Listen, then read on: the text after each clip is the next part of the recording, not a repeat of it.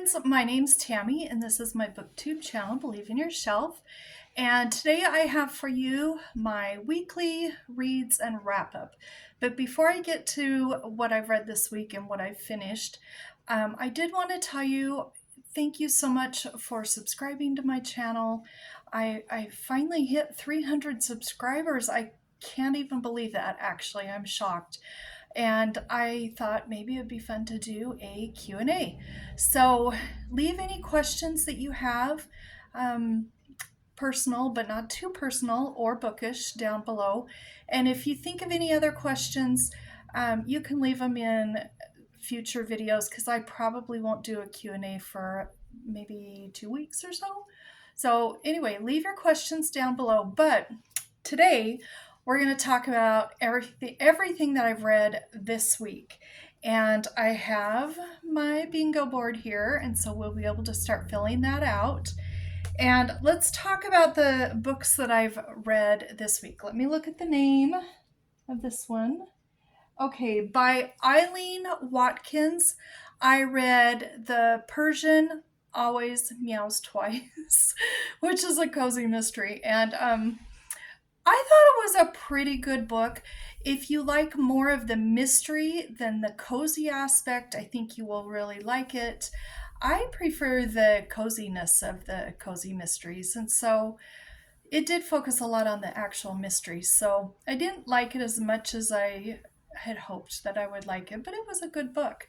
So that one is going to be, that's Persia right there, and I have my little tabs already on the back here, and I'm going to put that on Persia. So we've got one for my bingo. And then the others, I do have the actual books. So I'm going to start with A Modern Cinderella, or The Little Old Shoe and Other Stories by Louisa May Alcott. Now, this has four short stories in it. And I thought it was okay. I'm not a huge fan of short stories, I guess, because just when I'm getting into them, they end and I want more. So I've never been a real fan of short stories, but it was okay. The first one was the retelling of Cinderella, and then there were 3 other short stories in here, and this was good. And if you want to read something else by Louisa May Alcott, I think you'd probably really like this, especially if you like short stories. So I did finish Cinderella or The Little Old Shoe, and that is going on my retelling, which is right up here. So let me cover that up. And that's where we are on the bingo board so far. Then, okay, so that being said, I didn't care for that book as much as I had hoped because of the short story aspect. But this book is all short stories, and there's probably 15 in here anyway. And I loved it. It's by Rosamunde Pilcher, Flowers in the Rain and Other Stories. Now, I did love this, and why do I love this one but not the Louisa May Alcott one? I'm not really sure, except that Rosamunde Pilcher does have the ability to just draw me right into the story, and I'm there, and I'm with the characters, and I'm just with them and watching them, and I can see this all playing out. She really can draw a picture in my mind while she's telling her stories.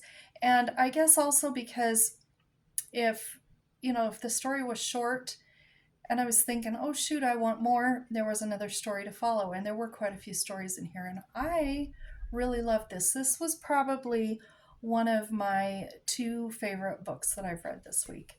So this one is, what is this one?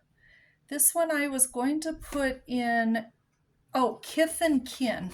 Kith and Kin is right there, because in all of these stories, somebody's going back home, somebody's meeting family, meeting more family, and it's just a very relationshipy type book of short stories. So there's where my bingo is. my bingo card is so far.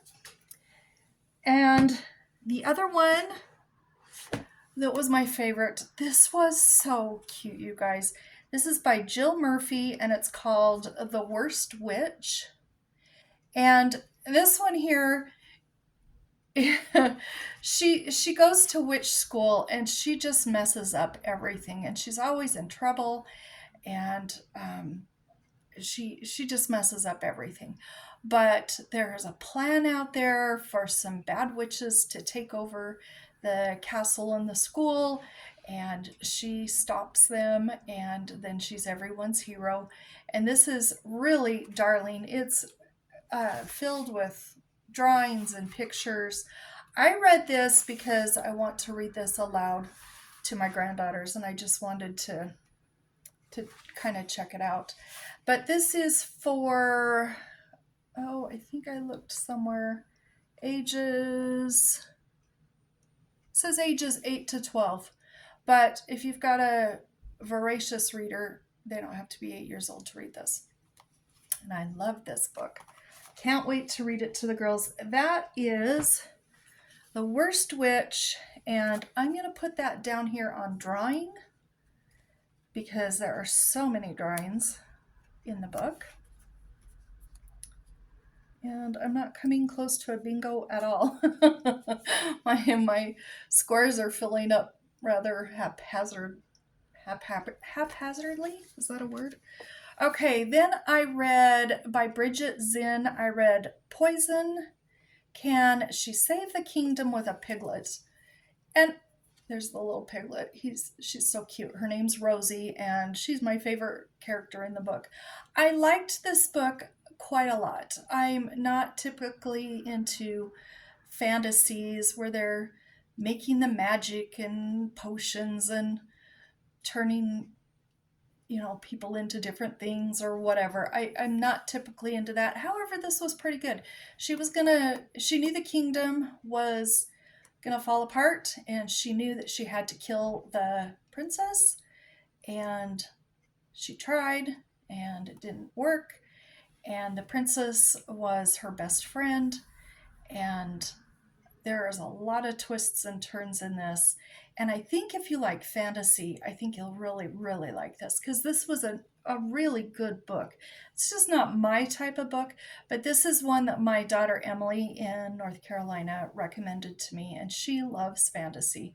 So I can say I would give this high praise for anyone who likes to read fantasy.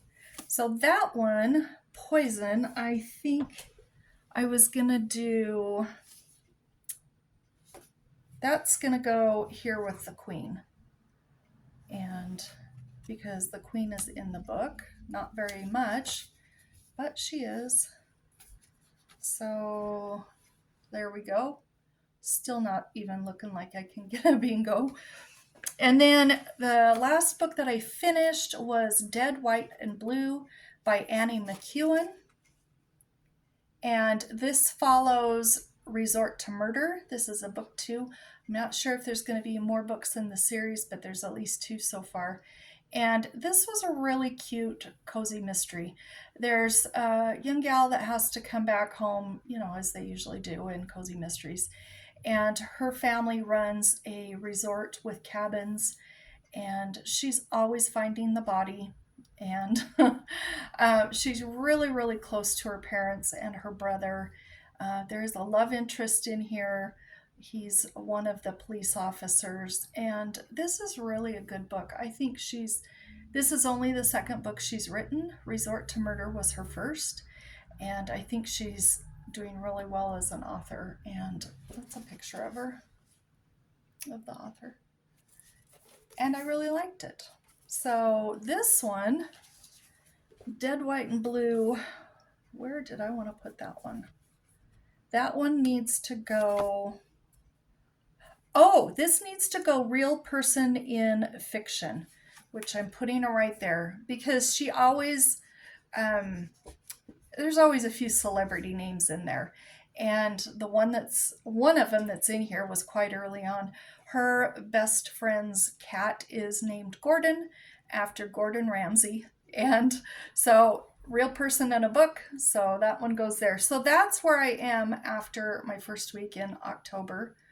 I guess I'm kind of getting close to a bingo going here, and maybe one going down here. But that's where I am so far. Now let me show you what I'm in the middle of reading still. I'm reading The Golden Unicorn by Phyllis A. Whitney, and I'll talk more about this when I finish the book, so I can tell you more about it. But it is a gothic book, and it is so good. And you can see where I am. I'm not very far. I'm about a third of the way through. And so I'll be reading more on that this week. I am reading Born of Gilded Mountains as a buddy read, and this is by Amanda Dykes. Guys, this has a potential to be in my top 5 favorite books of the year. This is so good, and as you can see, we have today's reading and 2 more days. I think 2 more days reading after this. So after today, 2 more. And I'm going to tell you more about this next week in the video, because I want to be able to just think about it and think about what I want to tell you about it. But it is so good. This is a Christie Award Book of the Year winner. I don't know what that award is, but it deserves every award. So this one here, out of everything, this is my favorite book that I'm reading. And I have 2 buddy reads. I'm going to link their channels down below, and we'll talk more about them as I finish the books. This one here also is a buddy read, and it's by Jane Austen, MansfieldPark. And I'm liking it, but I will say there are so many characters that I always have to stop and think. I have to think, now which aunt is this? Which of the 2 sisters is this? Which guy is this?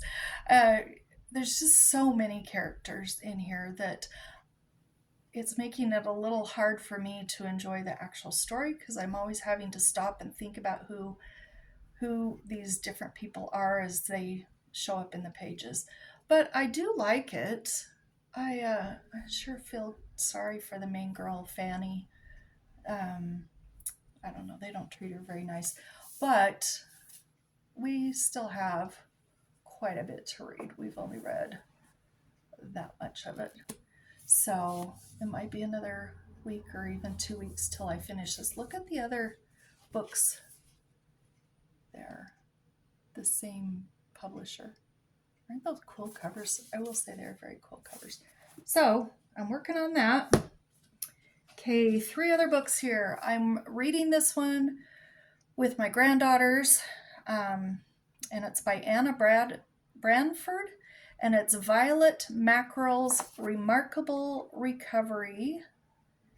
And this says it's for ages 6 to 10. And definitely, if you have a 5 or a 6-year-old that can read, this is quite easy to read.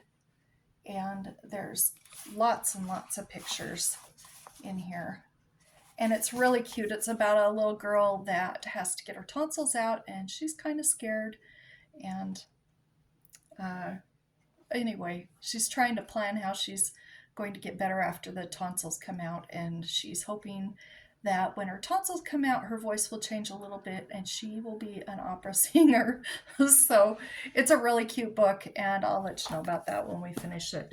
This one's going to be going for a while, because my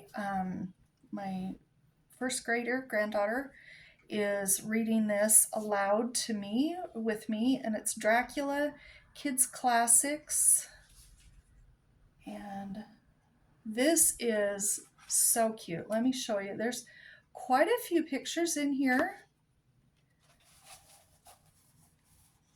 It's one of the pictures. That's the text. There's not a lot of text. And there's a lot of little half pictures in here too. But it's not too hard to read.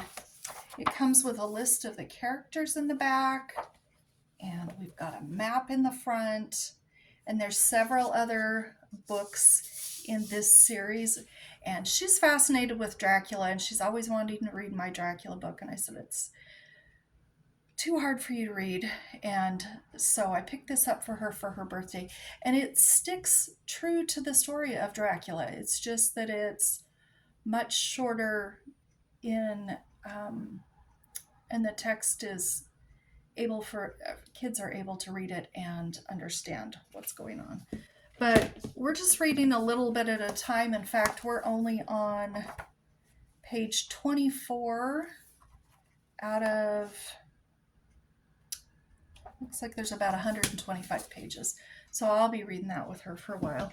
And then the last book that I'm working on is my Harry Potter book.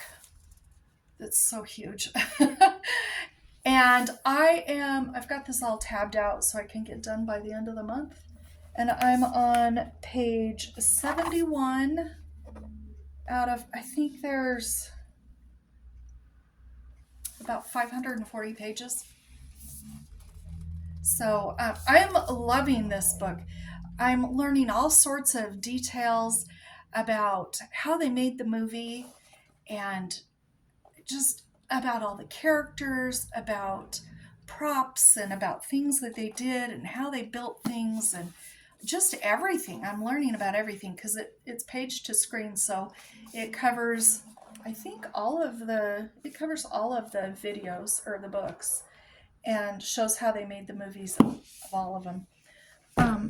But I'm going to be reading that one for a while too. So anyway, that's what I've read this week, finished, and am reading this week and still working on. I'll probably finish a few of these books here this week and probably be starting a few new books too. So anyway, I will talk to you later, and I hope you're having a great day. Bye-bye.